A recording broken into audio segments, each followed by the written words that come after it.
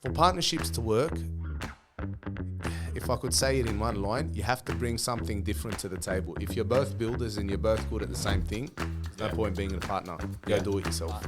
I don't find too many examples of people who I respect and look up to in the world who've come up to me and said, my biggest regret is I gave away too much money.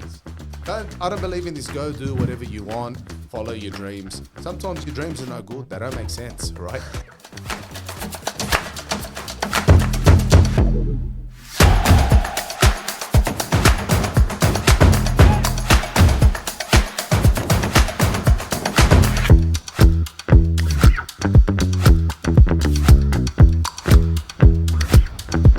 Welcome to another episode of the Lat Chat. We've got my co-founder here today, Toufic. We're just going to be having an in-house chat. Welcome, Toufic.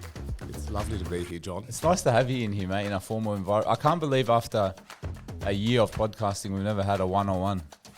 I'm very, very excited about being here. I'm very happy that I'm here by choice. And I haven't been bullied into it. Right, I'm looking forward to it, John. I'm sure you want to hear my opinion. You I want to hear your opinion on things. I want the Toufic unadulterated opinion. I don't want like watered down Toufic opinions. I want Monday morning partners meeting. This is exactly how I feel about the world, Toufic Haddad, because the world needs to know how truly opinionated you are. So I think a good way to kick that off is Haven't we been trying to hide that for the last year? I think a good way to kick that off is with agree, disagree. So you got your paddle. All right, so let's start with the first one. Agree or disagree? The minimum wage is not enough to live on in Australia. It's approximately $915 a week before tax. Agree? I'm going to agree. I'm going to disagree. You go first. All right, $915. Let's break it down. We're accountants. Yeah. All right, it's me. And I've got a wife and a couple of kids. I'm going to live in a unit in Maryland. That's $500 a week. My kids go to public school. That's fine. I can't really drive a car, can I? Because it's too expensive. All I make is $920 a week. Yeah. I get $400 left. I'll go to the markets to buy my fruit. I buy very little meat because I can't afford too much meat. I can't have the internet, right? Because that's expensive. I'll catch a bus. That's fine. My kids get subsidized buses. Education's free. Doctors are free. You know what? I'm going to change it. You can live on the poverty.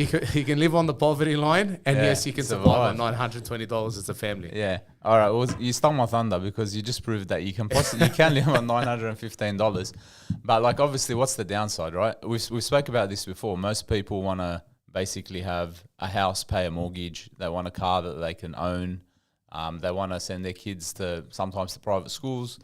They want private health insurance. They want to go on a holiday like to Fiji once a year, Bali, something like that. So when you start stacking all that up, what do you reckon realistically someone needs to earn a year to live that lifestyle? Say in Australia, let's say you got 2 kids, wife, 2 kids. What's that household have to earn to live that lifestyle? Okay, am I living in Maryland or am I living in Concord? Average Sydney home. I think the median in Sydney is about 1.4 million. 1.4 mil. Yeah, say Maryland. You're buying a nice house in Maryland. You put a 20% deposit. You need, say, $1,500 a week repayment. Another $1,500 to live on, including the car. Yeah. Cheap holiday in Bali. $3,000. So let's say it's a single income home. $3,000 after tax. Yeah. The guy you need to have a $250,000 package. To live. So you need $250,000. Is that between the two? Between two. All right. So if you got 2 people both working and making $125,000 a year each, you can live the average Australian average Australian dream in Western Sydney. No fancy clothes, no new iPhone, just. All right, but okay. I keep a very keen eye on real estate data. Yeah. And I see every single auction price that goes every weekend. We've got a drop in clearance rates. So auction clearance rates are down to like 40% at the moment. But still, what the stock that he's selling, I see prices ranging from 1.4 million all the way up to 3 million. How are people in Australia affording to buy homes for 2.5, 3.5, $4 million? A lot of the people buying in that range are like me and you, John. We've been working for 20 years.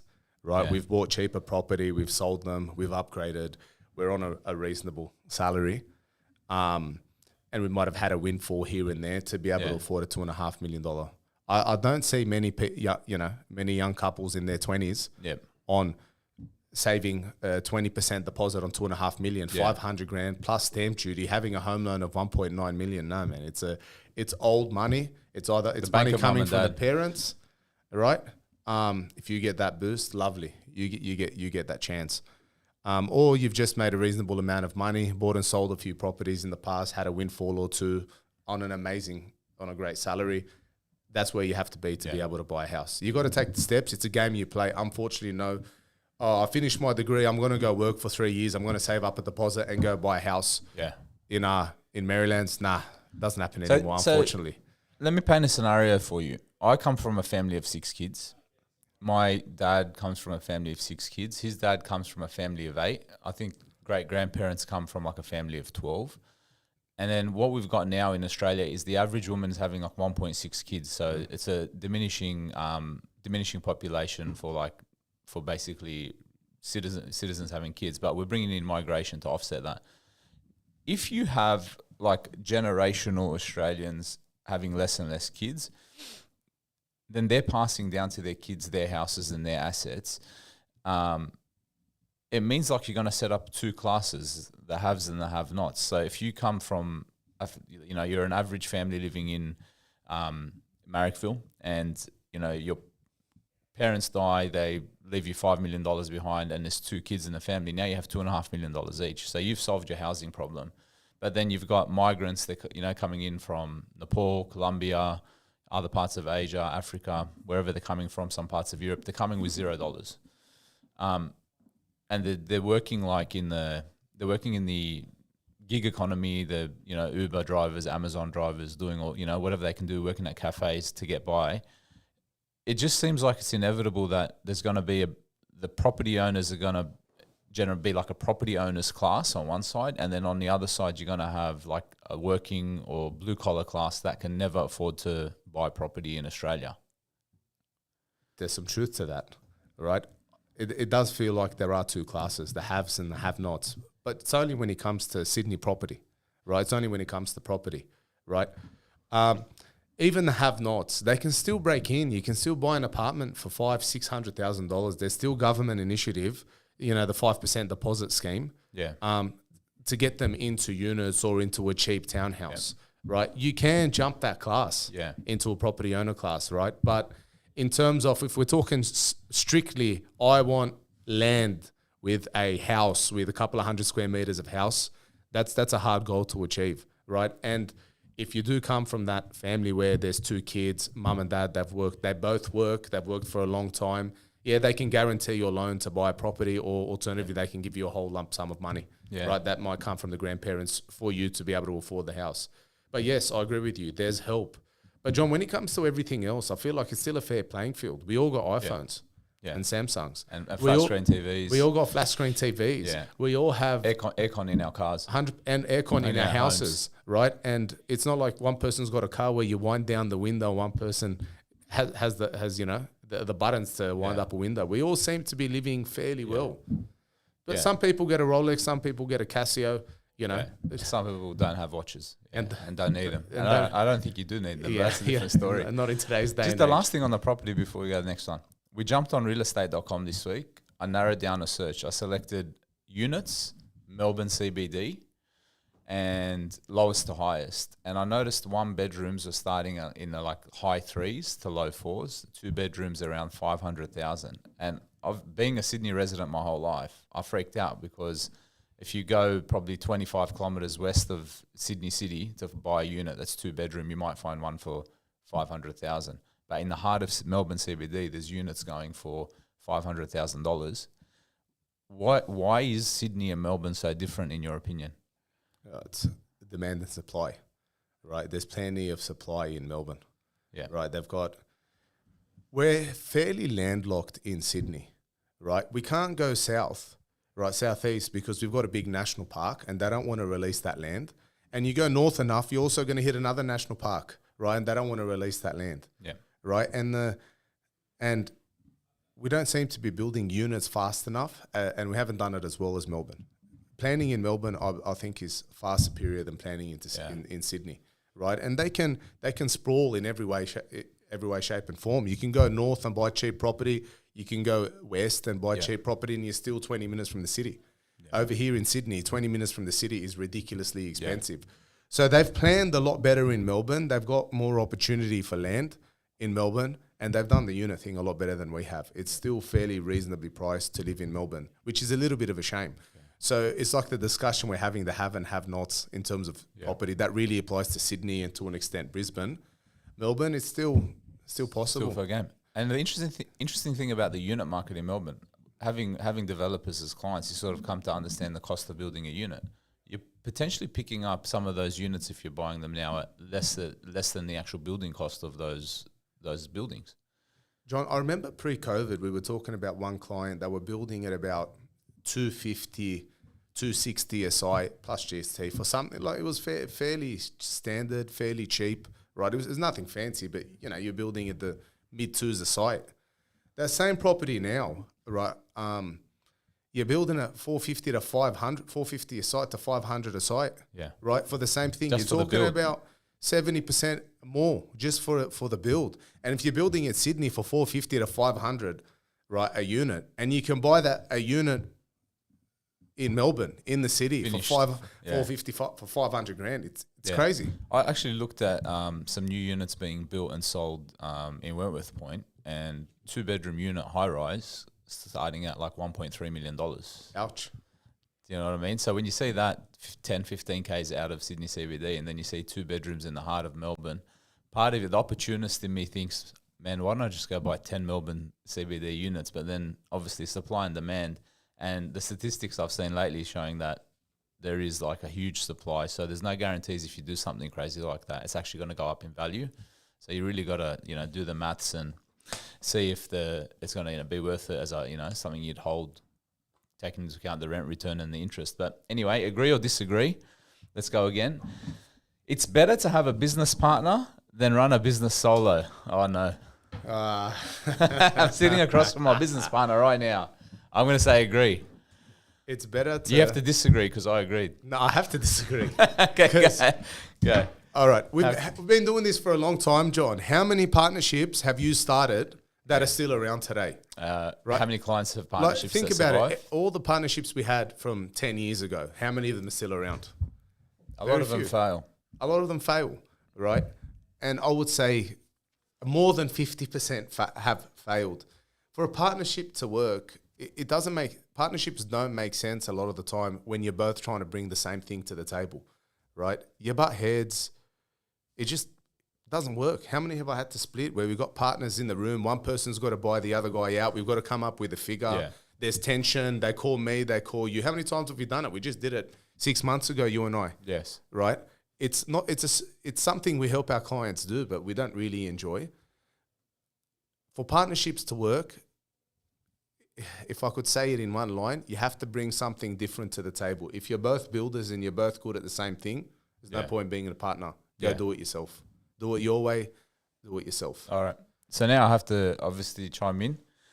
It's better to have a business partner than run a business solo. Why is that? Well, again, to hammer on your point, everyone's got different strengths and abilities. So we recently did personality profiling of the entire team. And the interesting thing that came back from that experiment was seeing the balance of people's personalities in the team. Some people are introverts, some people are extroverts, some people are gatherers, some people are organizers.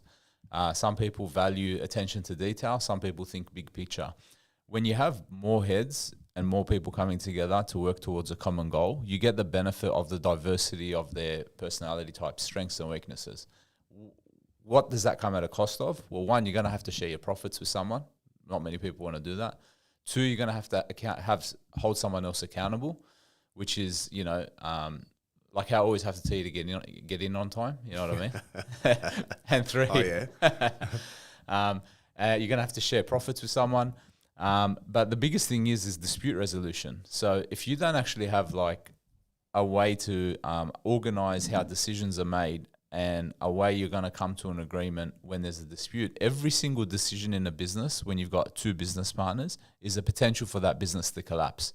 So if you don't have a method by which you guys can come together and have a resolution, that could be one person having a seniority and one person taking a more passive approach. It could be a third party that comes in and has a tiebreaker vote. It could be an advisor you speak to who makes a decision for you. But when there's two partners, or there's a not an even number of partners, you have to have a way to resolve conflict, and not resolve conflict in a way that makes someone really upset and they just have to suck it up.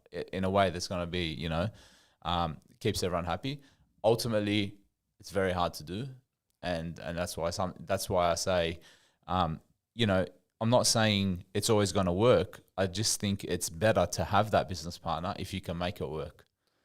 All right. I agree with everything you've said. But I understand the different personality profiles. You need different people in the business, people who understand people, explorers, right? I get it. Technicians, big picture visionaries.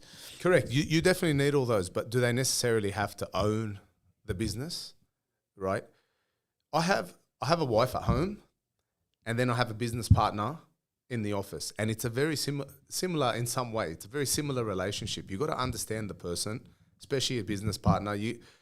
There has to be a lot of give and take, and it's hard to manage that relationship. And yes, there's often disputes. We've had our fair share of disputes. Yeah. We often don't see eye to eye on things, but I think we have a good way to, you've got your territory, I respect it. I've got my space, you respect it. I let you make decisions. I think are terrible decisions, right? And you let me make decisions, which are terrible decisions. But we have that respect. It's not easy to do, John, and I don't think a lot of people can do it, right? Yeah. People want to do what they want to do, especially a visionary. What do you think of like husband-wife partnerships, or partner, in business together? The only way I could judge that is, I think, could I be business partners with my wife? Possibly, yes, right? I'm partners with her at home, and we're raising a family together, right? And we do have that mutual respect. We work together very well. Can I turn it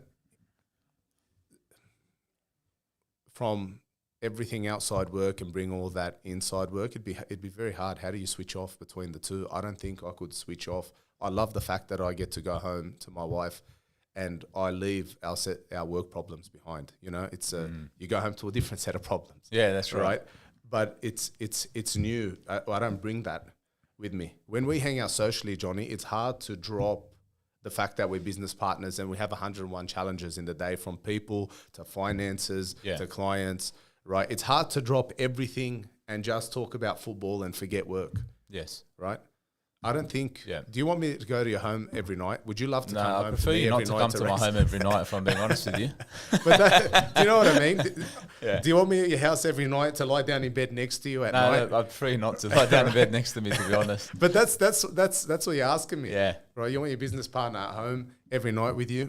Yeah. So you're saying it's hard to switch off if it's just, I've actually seen some businesses fail, and subsequently to that, the marriages fail, because the stress of the business flowed into the stress in the family. So you're taking a bigger risk, and potentially a partnership dispute will turn into a divorce. Yeah. So, all right, let's move on. Next, agree or disagree. Agree or disagree, job security is more important than a high salary. I'm going to say agree. I'm going to go disagree. All right. Let me jump off.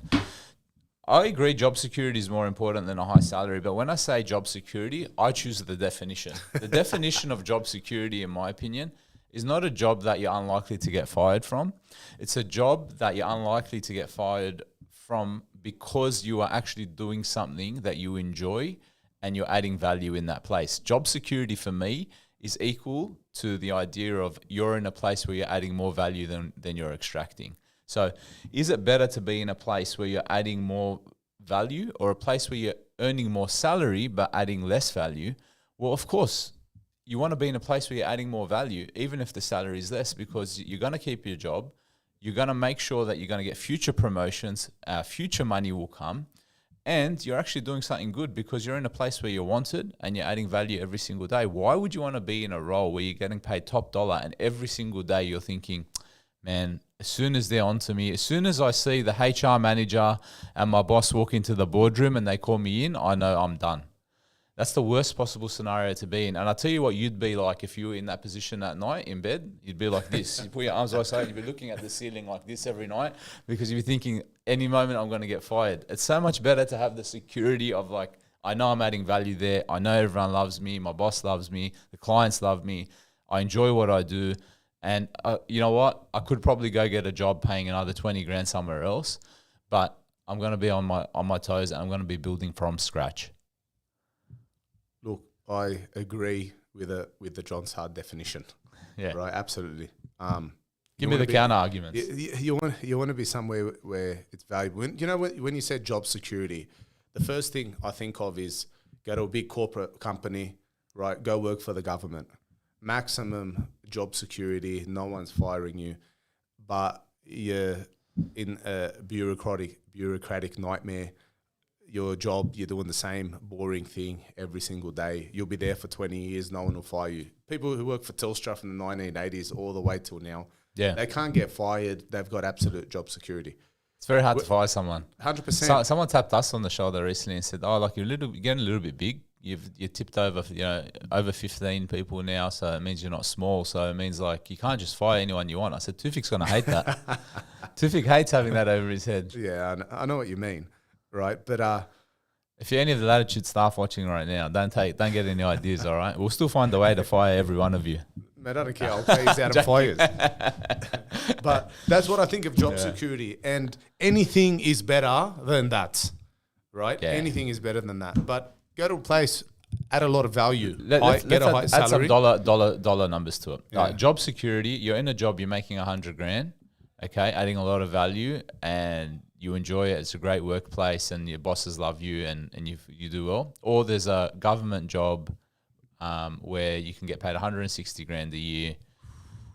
You don't really like the role. You have no passion for the industry. It's in something like that you're not even politically aligned with that much. It's, some fancy, save the world agenda, but the money and the family, the missus is saying, look, the extra money would be really nice. You're going to jump? 60 grand a year? Yeah. Look, ultimately, if I make an extra 60 grand and the missus needs it and the family would like it, you're not going to get any benefit out of that 60 grand, but the family might. Sacrifice. And you'd have to sacrifice. Yeah. You would. You give up your comfort, your 100%. Security. But let's say everything is fine at home, the house is paid off, you're financially comfortable. No, I value time more than I value money, right? Give me something I enjoy doing where I'm adding value between the times of 9 and 5 is a lot more valuable. What job would you hate doing? Give me a job that is like not made for Toufic or Dad. Working for a charity. So like World Vision marketing manager. Yeah, no, I'd hate everything. I hate everything to do with marketing. Yeah. Right. HR, dealing with people. Right. Trying to matter about. So if I said to you, I could get you a job making $1 million a year, you have to sit in CBA as the head of HR, and your job 9 to 5, Monday to Friday, is people come in to the office and tell you why they're feeling depressed, anxious, and sad, and it's your job to fix it. And you make $1 million a year. Do you take that tomorrow? Absolutely not. Wow. I don't care for your $1 million a year, John. Right. My wife's a psychologist. You're a baller, bro. Right. My wife's a psych. That is the last job that I would ever want to do in my life. Yeah. Right? Yeah, I get you have problems, but I'm not fixing them for you. I can't fix that, and I have no interest in fixing them for you. Yeah. So that's the money problems. I really don't want to do. I'd rather be a bricklayer. I'd rather lay bricks any day of the week than sit in an office and hear people's problems. Yeah. We do hear problems, financial problems. That's what you love. But I like it. It makes sense. It's numerical. There's a formula. Yeah. But people's depression, there's no formula. It doesn't make sense to me. I don't want to know about it. Why, John? Hold on, John. Yeah. What job would you not do for $1 million a year? A job that's not made for me would be sitting down and like reviewing every other accountant's balance sheet in the firm. That's why I'm very happy that you're in the business doing that job, because just I don't like quality control. I don't like having to like sit there. Like if I sitting on a production line, watching all the boxes go past and making sure the next one's not defective. and then having to take that off because it's a defect and wait for the next one and just do that for the next 100 years, that's like blow my brains out. It's boring. I can't do those types of things. I have to have a little bit of variety. This is why, like, if someone offered you a commercial role and paid you ridiculous sums of money, but it was a background commercial role where you just had to sit at home all day, run numbers. Yeah. You'd work from home. I have to sit at home all day? Work 9 to 5, work from home, and we'll pay you $1 million a year. Yeah. No, he wouldn't do it. I know John, he wouldn't do it. I wouldn't do it. You're right. Agree or disagree? The Australian dream of owning a home is dead. Nah, I disagree. Disagree? Yeah. All right. Shoot. We're accountants, and I've said that 35 times, and I have seen young people buy homes, live financially responsibly, yes, save money, buy their unit or buy a townhouse instead of their mansion first, and step up. And I've seen it. Do you consider a 2-bedroom unit an Australian home? I consider it a starting point. Yes. Okay, so if we define Australian home as 2-bedroom unit, I can fly to Melbourne CBD, spend $550,000, buy a 2-bedroom unit with 2 bathrooms and a car space. Yep.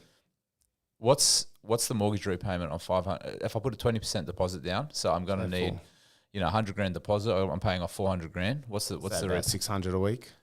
Okay, and the average income is $900 a week, and there's 2 people in the household, so you're making $1,800. So what are you left with after the mortgage? $1,200. Still very affordable. So you can live on the $1,200. So it's not dead just yet, but it's getting closer every year. And if you live in the CBD, right, everything is walking distance you don't from need you. a car. And when you need a car, get one of those car share guys, right? Or just use an Uber. You can do it. I feel like the Communist Republic of Toufic would have very rationed amount of vehicles for only limited people. There's already too many cars on the road. I don't have a problem with that. But let me tell you, today the traffic was ridiculous. But yeah, that's another point. Let's move on. All right, accounting tips. We've got 2 accountants in the room. Toufic Haddad, chartered accountant, co-founder Latitude Accountants. John Saadi, chartered accountant, Latitude Accountants, client director and co-founder. If I was to ask you, Toufic, all the listeners need a hot tip from you right now in the tax and accounting world, what's the first thing that comes to mind? All right, as John knows, I'm a car guy. I love my motor vehicles. I've spent too much money on cars in my life. But last year I made a very smart decision and I went and I bought a Tesla, right? How dare you? Let's be honest. Most of us do not drive around for work all day unless you're a tradie, right? We're past those days where office people have to drive around to meet clients. It's all 90% of it's done by Zoom. How many people do you hear they work from home half the time? They work from the office and they might go to 1 meeting a week. If you want to save tax and get a tax deductible vehicle, get an EV right now. If you're a business owner, you work at a cafe, you go home, whatever you do, right? Chances are you're not driving around that much for work. So if you have a car, it's not going to be very tax deductible. If you have an EV and you buy it for less than the luxury limit, it's 100% tax deductible. And if you're paying tax at 45 cents in the dollar, you're getting the car half price, right? So I went and bought myself a Tesla. And let me tell you, they're beautiful cars, right? They're just as good as any Mercedes, any BMW. It's not hard to charge. Same as charging your iPhone. And you save a lot of tax. You're getting them at half price. You're getting a car as good as a Merc and you're getting it completely tax-free. So my tip... Do you charge your Tesla on your bedside table like your iPhone? Because that's how I charge mine. Yeah, I wish you... I had to get it installed. Plug it in outside, the garage, yeah. Plug it in. How much does it cost to get power installed in your garage, roughly? No. It's about $500 to $1,000. All right, and then to get it installed. How much is the machine? $500. $500. Yeah. And that's what is it? A fast charger? Yeah, fast charger. Yeah. Right. You go home, you plug it in, you're good for 4 days. And realistically, how much money are you saving when you're charging your car versus buying fuel? Are you getting it at 15 cents a kilowatt, or are you getting it at 35 cents a So kilowatt? you're talking about basically, off-peak? Off-peak? Yeah, if you do it smart, you get a full tank for like $20, $25. As opposed to $110. As opposed to $35, $40, yeah. Sorry, on like if you're charging at peak. Okay. Go fill up. I filled up at $1.90 in the other car the other day, right? 60 litres at $1.90. It was $110 exactly. You're right. Yeah. So it is cheaper for fuel. Yeah. So you're saving $90. You could save $90 a week, or so, depending on how much you drive, on fuel. Correct. You having can. an electric car. Yes. And then you bought us, what, a $60,000 car. Imagine you'd buy. So what you're telling me is you go to the dealership, you buy a Tesla, you spend, say, $70,000. Okay. If you're earning over 190 grand, okay, Yeah. say you're on the 47% tax bracket. Correct. Let's call it 50%, make it even numbers. Yep.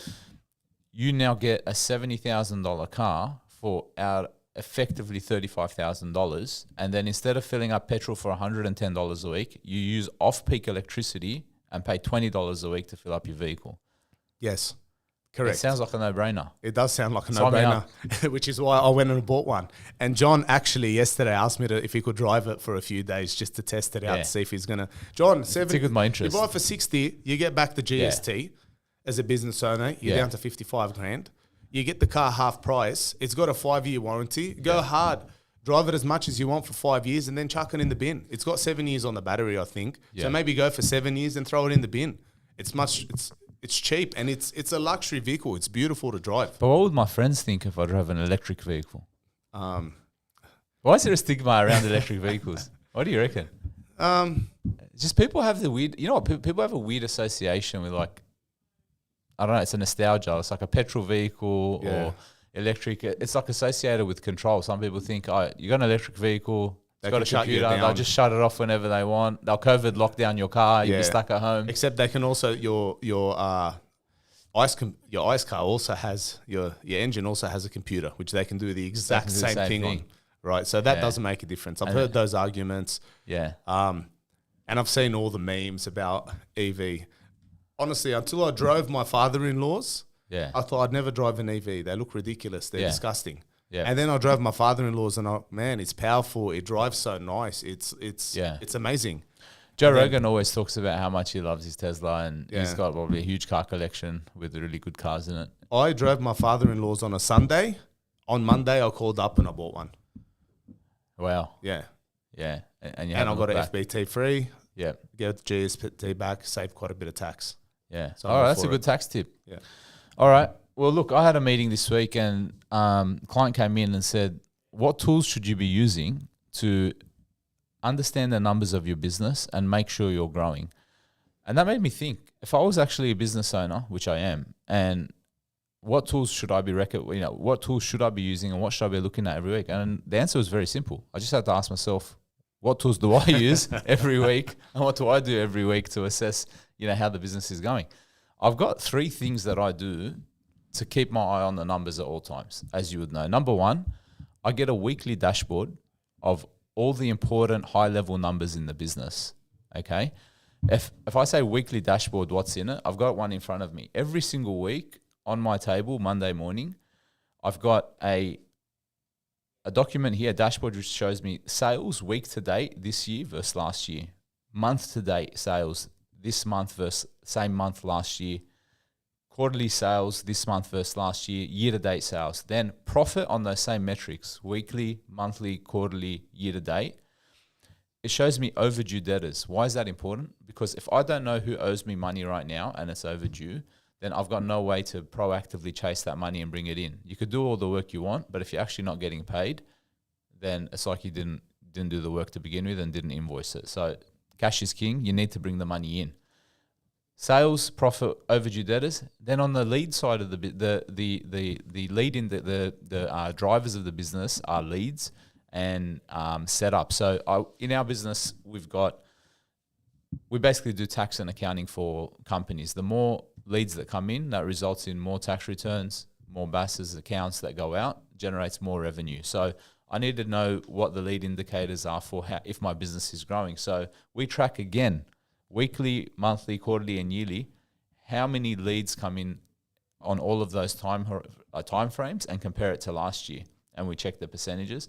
And then we look at how many setups of businesses we're doing every single week versus the same week last year, and how many proposals are getting signed. That's how many new clients are being signed every week versus last year. Those metrics together as a weekly dashboard, I know straight away whether or not the business is growing, whether it's falling behind. Why? Because I've got the sales and profit figures for right now, but I also have the figures which tell me what it's going to be like in the next 3, 6, 12 months. We had an incident at Latitude a few weeks ago because I also keep my eye on the analytics of the website, where all of a sudden our website traffic crashed. And within probably 4 days, I noticed that the ad spend was the same on Google and everything else, but the numbers were just not coming into the website, and then the leads dried up.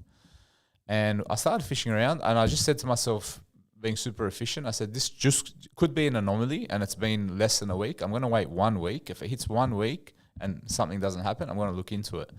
By the day we hit 1 week, a client called us and said, hey, we just want to let you guys know, whenever we Google your website, we click on your website, and then we get sent to some random bookstore selling textbooks. I said, what's going on? And then that's when we raised the alarm bells, called the agencies, called the website guys, called the IT guys. We said, what's going on?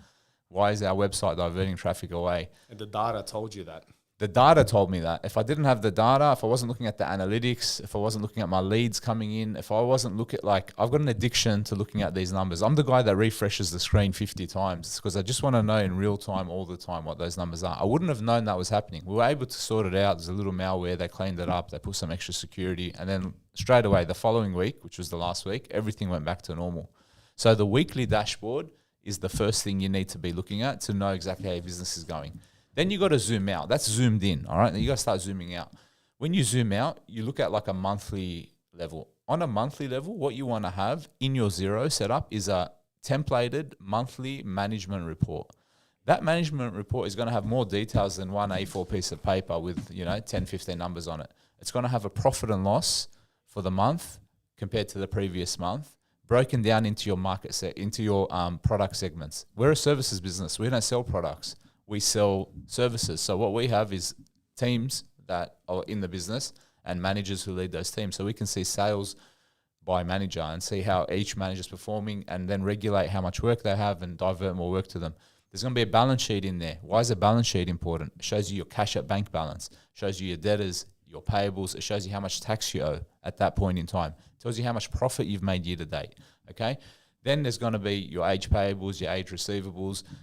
You could put a cash flow summary in there just to make sure there's enough cash in the business to keep everything ticking along. But it's a more comprehensive report, but as with more comprehensive information, you don't need to be looking at that every day. Once a month, you can pull out a management report from your Xero. That'll do that. Then on the big picture, Xero has this tool as well where you can put in a budget. So once a year, you have to sit down and go, for the next 12 months, we estimate we're going to do this much in sales, and these are going to be all our expenses, and break it down line by line and chuck it into Xero. With your clients, how many clients do you have on Xero, you reckon? Hundreds. And how many of them are using the budget feature? Just the ones are forced to use the budget feature. Yeah, well, absolutely, right? So there isn't a huge take up on it. It's free. It's in Xero. You go in, you chuck your budget in, and at any time throughout the year, you can pull up a budget versus actual. So you can say, okay, well, we sat down at the beginning of the financial year. We thought revenue would be at 350,000 by now. It's at 250,000. Why is it $100,000 under? Or in the converse, you're up by 100 grand, and you can say, what have we been doing well? Let's do more of that. You need visibility over the numbers. And these reports, if you're not looking at these reports actively all the time, you're not going to actually take that visibility and action what needs to be actioned to improve the business. John, there's a lot of people who were scared to look at the numbers. They're scared to pull up the Xero. Oh, I'm scared. I don't want to look. I don't want to see. There's money in the bank. I'm surviving. I'm okay. Are you describing? It sounds familiar story. Look, it's a reality that some of our clients are very much like that. You tell them, have a look at what do you say to people who are scared? Yeah, look at your fear. Look into the darkness. It's so important for a business. Yeah. All right, so tools. So there are actually some good tips. Number one, to save some tax if you want to buy an EV, buy a car. You actually, since we're talking about purchases, before I go on to the next thing, I did a watch podcast which will come out soon. What do you think of business owners pulling out sums of money from their business to buy luxury items? Are you a fan, or do you think it's a killer on cash flow? I'm a big believer of never choke your business. Yeah. Make sure there's always enough money, right? I hate when builders, for example, will push trades out. Instead of paying them after 30 days, they pay them after 60 days, and meanwhile they're driving a Ferrari and have a fancy watch on their hand. I hate that so much. Never choke your business. But there's a reality. Once you've bought your property, you've bought your investment properties, you've bought your house, you've bought absolutely everything. What else is there to buy, John? We know Shiny people things. like that. Shiny things, right? syndrome. And some of us, we like shiny things. We like the shiny red on the Ferrari. Reward if yourself. you have everything, right? And I still believe, make sure you give some away, right? Yeah. I like that part in the tax return, D9, donations, right? Yeah. What donations have you given? I respect people who give money away. Yeah. You know, look after the people around you, look after your parents, look after your family. And if you got plenty of money, no problem. Do what you got to do. As long as your business not choked, go buy yourself some shiny things. Yeah. Because I'm guilty. I like shiny things. I usually like them with 4 wheels. Some with 2 wheels. That's my vice. Yeah. Right? But no problem. It's better to But give don't than choke it. it's better to give than to receive. Yeah. I heard some metrics recently. For every dollar you give, in a study that was done recently, it was shown that you somehow get back $1.6. Okay, now I don't know how they measured Is this one of those American preachers? No, it was this is a study. So what happens apparently psychologically is when you give money, okay, you become a problem solver, and then you become a person who you start mentally incentivizing yourself to make more money and to solve more problems. So if you're giving out more money, you're now creating a problem where let's say you give 10 grand, okay? You're creating a problem for yourself in your P&L where you used to have 10 grand or your balance sheet and you don't have that 10 grand anymore. If you're a natural problem solver, your brain's going to start working overtime. How am I going to fill that gap? So when you actually go work and produce overtime to fill that gap, you don't end up filling it $10,000 worth. You fill it $16,000 worth. You overcompensate. Yeah. So then if you take that $16,000 and dish it out, you actually become this machine and you're training your brain. It's like in the gym when what's the term in the gym? Hypertrophy. Hypertrophy, yeah. Yeah, where you like overwork the muscle. It's sort of the same psychologically with giving. Like if you just drain yourself of all the money, you will go make more money. Now, that's not official accounting or tax advice. I don't recommend that everyone gives away all their money. But I would love to see if people actually practice that and started giving away money in their budget, said, okay, I'm making $150,000 a year. I'm going to give away $15,000 a year. Track it and see over like a number of years if you're actually going to make more money. Now, everyone can go do that. I've done it in my life wherever I have given away money, and I've noticed that I've always made more money. Is that like a confirmation bias because people generally make more money over time or whatever? I don't know. And it is just anecdotal to me. But I don't find too many examples of people who I respect and look up to in the world who've come up to me and said, my biggest regret is I gave away too much money. A lot of people say, I wasted too much money on myself, or I gambled too much money away, or I didn't take enough chances, or I didn't back myself to run a business. But very few people, and the richest people I know, I see their numbers and they start off just giving away like a regular amount of money, and then they give away more, and then they start setting up charities and dumping more money in there to give away more money, and then you look at their life and they become like the 90-10, the reverse tithers, the ones that keep 10% of their money and give away 90%. You know, if we actually look at some of our most successful clients, and 3 come to mind, they're very big givers. Yeah. Right? And it's not the case that once they became wealthy, they gave. No, they've always been, very giving all the way to when they became wealthy, right? Now that's anecdotally.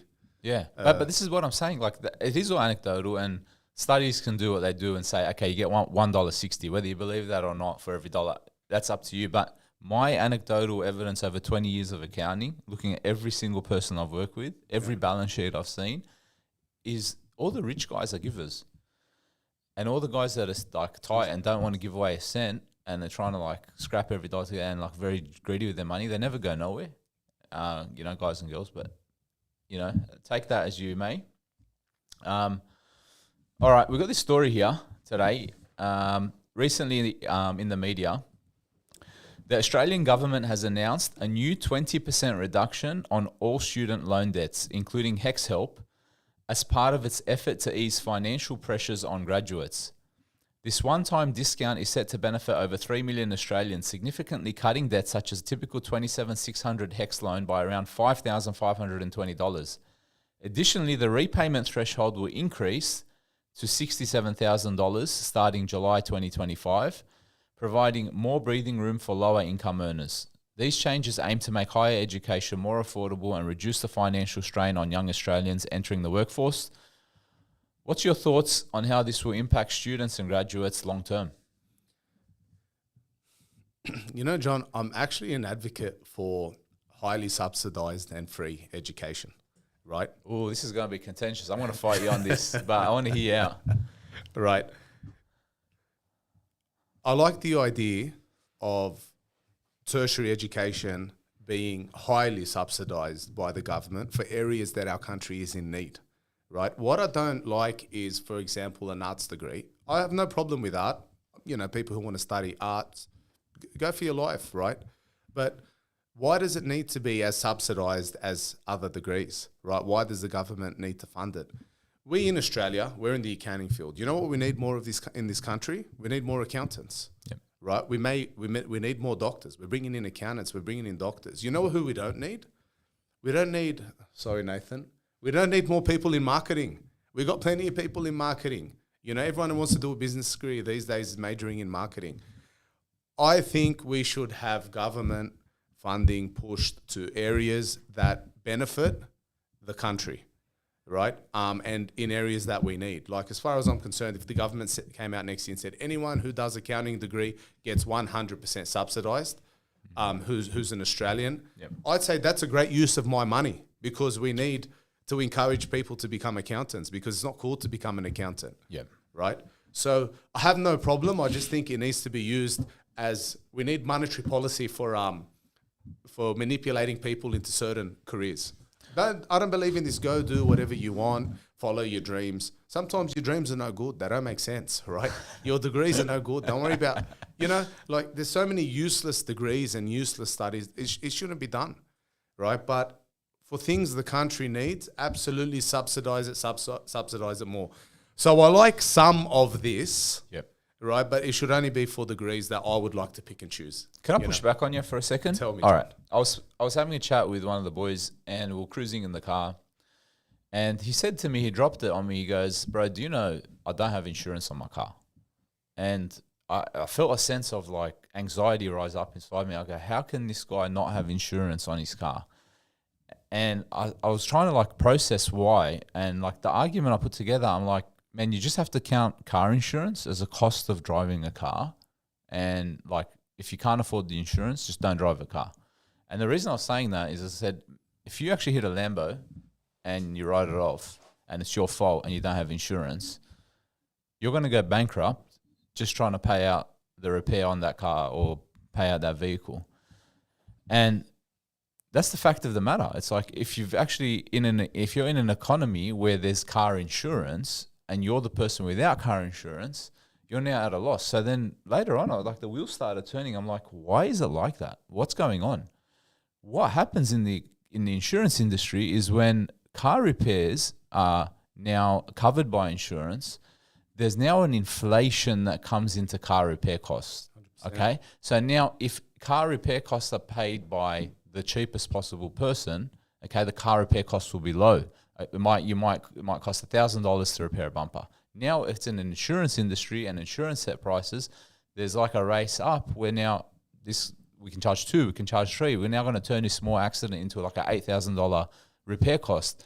Now, if you enter the market and you don't have insurance, but the market is now set by all these inflated prices, and you have an accident, you're now at an unfair disadvantage. You're competing in a market which is artificially inflated, and you're at a loss. You have to pay. You have to go bankrupt paying to fix the Lamborghini, just because insurance exists in that industry and you didn't have it. Why am I telling you about car insurance when we're talking about HECs? Because the same thing happens in education. When the government subsidizes education, the cost of education goes higher and higher and higher and higher.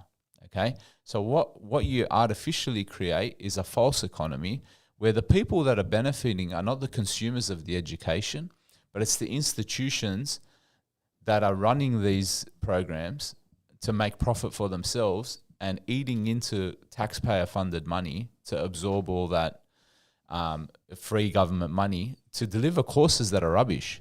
And what makes it worse is the fact that not anyone can deliver these courses. There's no free market. There's no free market. If you wanna provide even certificate 3 or a certificate 4, you've got to go become a registered training organisation, an RTO, right? And you've got to jump through all these hoops. So there's so much red tape. I don't disagree with you. Yeah. But why? But one second. Why does it cost $100,000 in uni to learn to become a chiropractor? Because I could probably teach you how to be a chiropractor if I was a chiropractor and I did it efficiently under normal market conditions for 15 grand. But the reason it costs 100 grand is because everyone's doing it on HECs. The prices keep going up. There's barriers to entry in the market. Who's allowed to deliver the education or not? So when I see that the government is going to give a 20% reduction on student loan debts, well, I'm really happy for the students because they got nothing for their money. So don't get me, I realize that they got nothing for their money, but really, who's getting this money? The institution. This is the government giving the institutions this money, okay, and they're doing it by paying off student loan debt. I agree. Look, there's two things I can say. I like the idea of government-funded tertiary education, but I also... But you can't have your cake and eat it too, No, but I can also say that I think tertiary education is... I know you're pointing to chiropractic, the chiropractors. Bring it to our field, business. Yeah. Johnny, I promise you can learn more from Alex Hormozi videos than half these courses that you're paying $2,500 for per course at university. Do you know what I mean? It does not make sense to me. And I'm sorry, your business degree does not have $40,000 of value. Yes. Right? So, yes, I think it is done poorly. I would love if we can... But is the culprit of that disaster government-funded education? Yeah, I think it adds a little bit of salt on top. It does, hey? Yeah, I think it definitely does. Yeah, so this is the problem. Yeah, I love the heart of what you're saying because you want to help people. You want to do two good things. Your intentions are perfect. You want to help people get educated. Yeah. And you want to get, people can't afford it. And you want to have more people educated in fields we need them to be educated in. We have to find a solution to that problem that doesn't include using government-funded money to inflate the price of education. I agree with you, but for all the governments, it's easy. We'll just throw money at it. We'll throw money at it, and therefore we'll be helping the people and we'll get more votes. I think we need a Department of Efficiency in Australia, and I'm happy to lead that department in Australia and fix education. I think, especially on tertiary education. Department of Government Efficiency. Yeah. Those, something like that. Yeah, very good. Yeah. All right. I think that wraps it up. Thanks for jumping on another episode of the Lat Chat. Guys, thanks for watching. Please like and subscribe to this video and get in touch with us. Thank you very much.